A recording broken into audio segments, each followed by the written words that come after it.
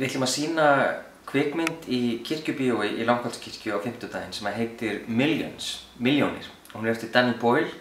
Danny Boyle var fyrst þekktur fyrir kvikmyndina Trainspotting og svo var hann sló svona endanlega í gegn með myndinni Slumdog Millionaire sem vann Óskarsverðlaunin fyrir 2 árum held ég. Millions er svona lágstemmdasta myndin hans kannski.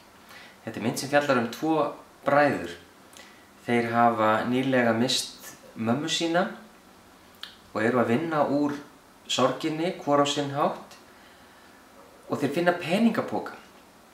Og í peningapokanum eru tugir þúsunda punda. Og myndin gerist á Bretlandi á tíma þegar það hefur verið að taka pundið úr umferð og taka upp evruna. Þannig að þeir eru með mikla peninga og lítinn tíma til þess að gera eitthvað við peningana. Og hvað eiga þeir að gera? Annar bróðirinn vill eyða þeim í sjálfan sig. Hann vill að peningandi nýtist til þess að byggja upp það hver hann er. Hinn bróðirinn vill nýta þá fyrir þá sem eru þurfandi. Hann vill hjálpa öðrum. Það er svolítið togstreita á milli bræðranna en það er unnið með hana og úr henni. Þetta er svona mynd sem fjallar það hvað það er að vera manneskja. Hún fjallar það hvernig við vinnum úr áföllum, hún fjallar fegurðina í lífinu og hún fjallar aðvenduna, því hún gerist á aðvendu.